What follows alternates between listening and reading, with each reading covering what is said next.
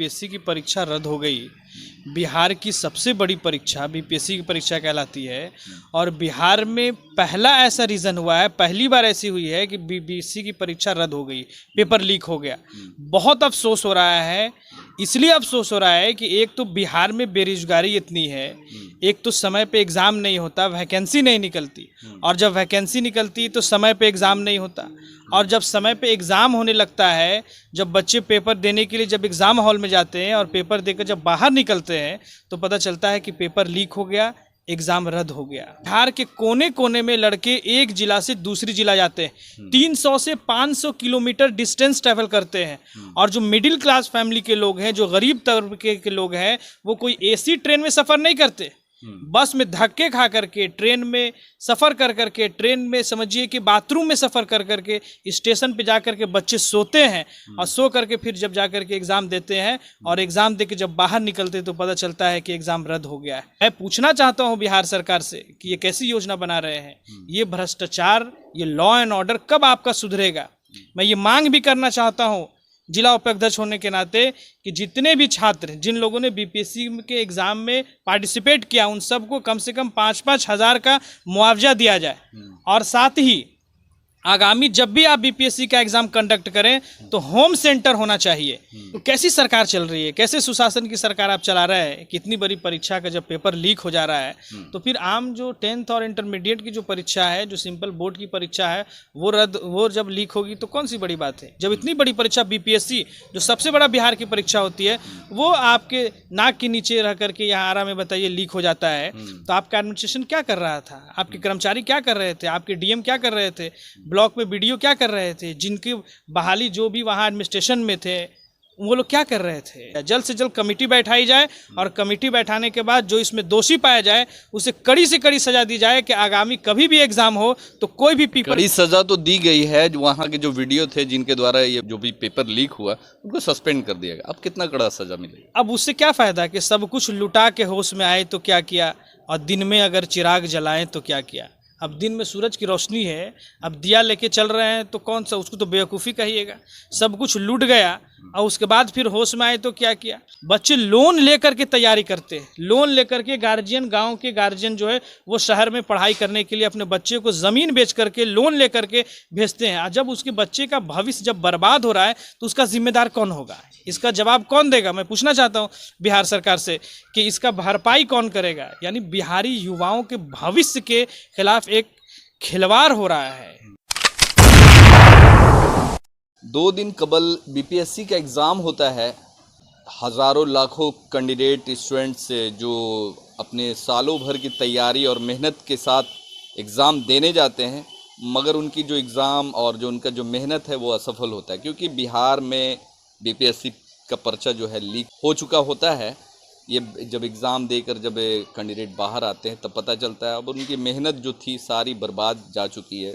बहुत सारे कैंडिडेट जो बेचारे दूर दूर से आए थे वो बेचारे मायूस होकर जाते हैं कि हमने इतना भाड़ा किराया लगाकर इतनी दूर आकर सेंटर भेजा गया था जहां पे कैंडिडेट आकर अपना एग्ज़ामिनेशन दे रहे थे इस आसरे में कि नौकरी मिलेगी अगर बीपीएससी कंप्लीट करते हैं या फिर बीपीएससी का एग्ज़ाम अगर निकालते हैं तो। मगर अब शायद उनकी किस्मत ख़राब थी कि पर्चा लीक हो चुका। इस पर बात करने के लिए हमारे साथ मौजूद हैं राजद के युवा नेता हैं और जिला के उपाध्यक्ष हैं और फुलवारीशरीफ 22 नंबर वार्ड के कैंडिडेट भी हैं, जनाब आफ्ताब आलम। हम इनसे बात करेंगे। ये बताइए आफ्ताब भाई कि सुशासन की सरकार में बीपीएससी की परीक्षा पत्र लीक हो जाती है, कैसे? देखिए, बहुत अफसोस की बात है जब मैंने सुना कि बीपीएससी की परीक्षा रद्द हो गई। बिहार की सबसे बड़ी परीक्षा बीपीएससी की परीक्षा कहलाती है, और बिहार में पहला ऐसा रीज़न हुआ है, पहली बार ऐसी हुई है कि बीपीएससी की परीक्षा रद्द हो गई, पेपर लीक हो गया। बहुत अफसोस हो रहा है, इसलिए अफसोस हो रहा है कि एक तो बिहार में बेरोजगारी इतनी है, एक तो समय पे एग्ज़ाम नहीं होता, वैकेंसी नहीं निकलती, और जब वैकेंसी निकलती तो समय पे एग्ज़ाम नहीं होता, और जब समय पे एग्ज़ाम होने लगता है, जब बच्चे पेपर देने के लिए जब एग्ज़ाम हॉल में जाते हैं और पेपर देकर जब बाहर निकलते हैं तो पता चलता है कि पेपर लीक हो गया, एग्ज़ाम रद्द हो गया। उनका सपना जो है वो चूर चूर हो जाता है। आपको पता होगा कि पूरे बिहार में सेंटर होता है, सिर्फ बिहार में पटना में ही सेंटर नहीं होता बीपीएससी का, अररिया हो गया, मोतिहारी हो गया, सिवान हो गया, यानी बिहार के कोने कोने में लड़के एक जिला से दूसरी जिला जाते हैं। 300 से 500 किलोमीटर डिस्टेंस ट्रैवल करते हैं। और जो मिडिल क्लास फैमिली के लोग हैं, जो गरीब तबके के लोग हैं, वो कोई एसी ट्रेन में सफ़र नहीं करते, बस में धक्के खा करके, ट्रेन में सफ़र कर करके, ट्रेन में समझिए कि बाथरूम में सफ़र कर करके, स्टेशन पे जा करके बच्चे सोते हैं और सो करके फिर जब जा करके एग्ज़ाम देते हैं, और एग्ज़ाम दे के जब बाहर निकलते हैं तो पता चलता है कि एग्ज़ाम रद्द हो गया है। मैं पूछना चाहता हूं बिहार सरकार से कि ये कैसी योजना बना रहे हैं? ये भ्रष्टाचार, ये लॉ एंड ऑर्डर कब आपका सुधरेगा?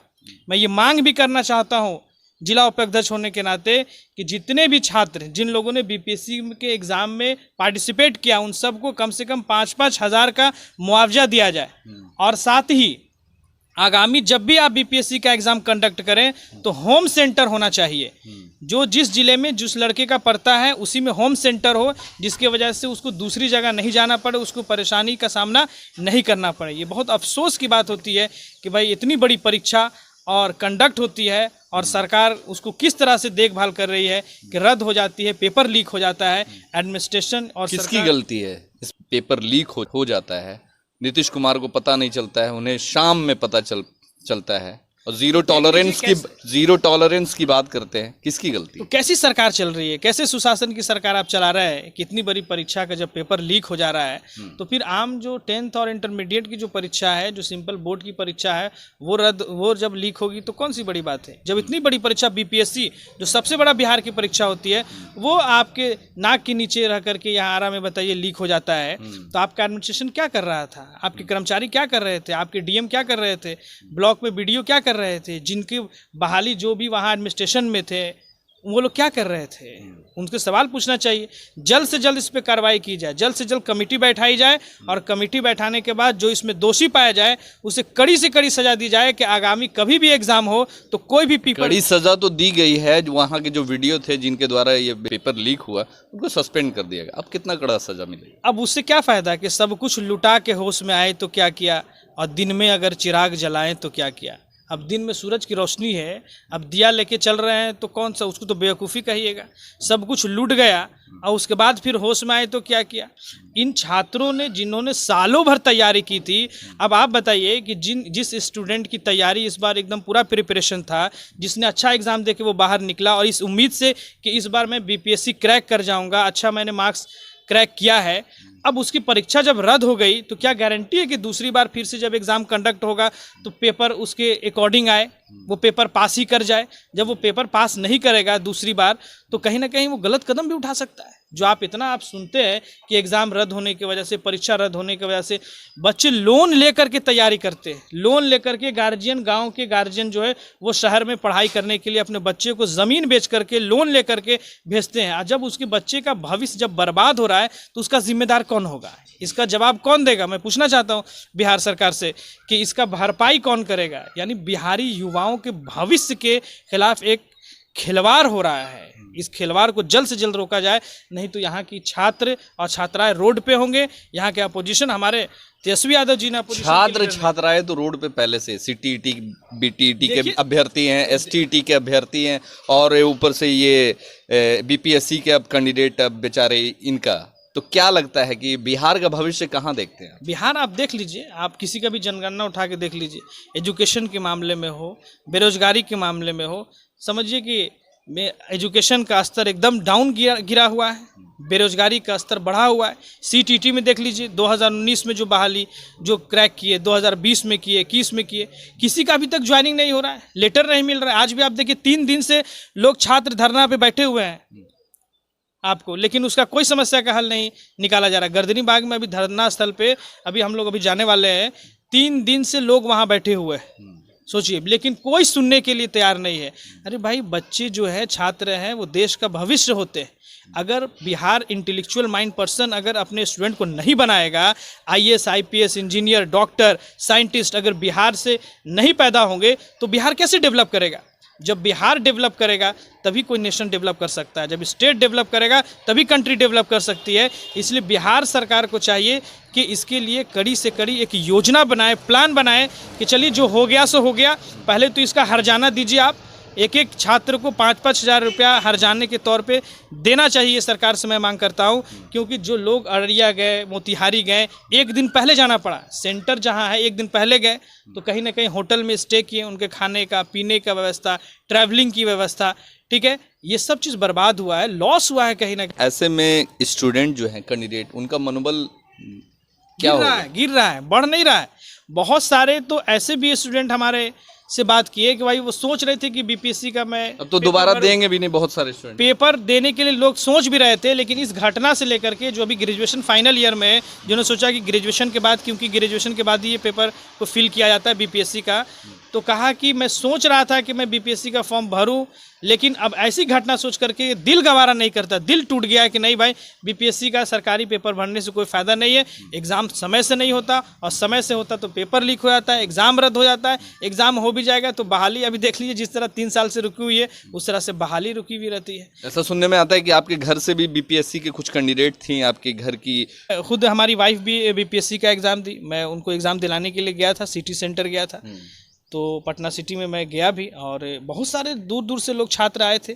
तो कहीं ना कहीं मुझे भी अफसोस है, पर्सनल अफसोस भी है कि भाई इतना दूर जा कर के, समय दे करके, ठीक है, इतना भाड़ा खर्च कर करके, और इतनी गर्मी में, इतनी शिद्दत की गर्मी थी, उस गर्मी में लोग पानी लेकर के, प्यासे होकर के, लाइन में लग करके अपने सेंटर तक पहुंच करके एग्ज़ाम देकर बाहर निकलते हैं, और शाम में ये पता चलता है कि पेपर लीक हो गया, एग्ज़ाम रद्द हो गया। ये बहुत अफसोसजनक की बात है, और मैं चाहता हूं बिहार सरकार से कि जल्द से जल्द इस पर कार्रवाई की जाए।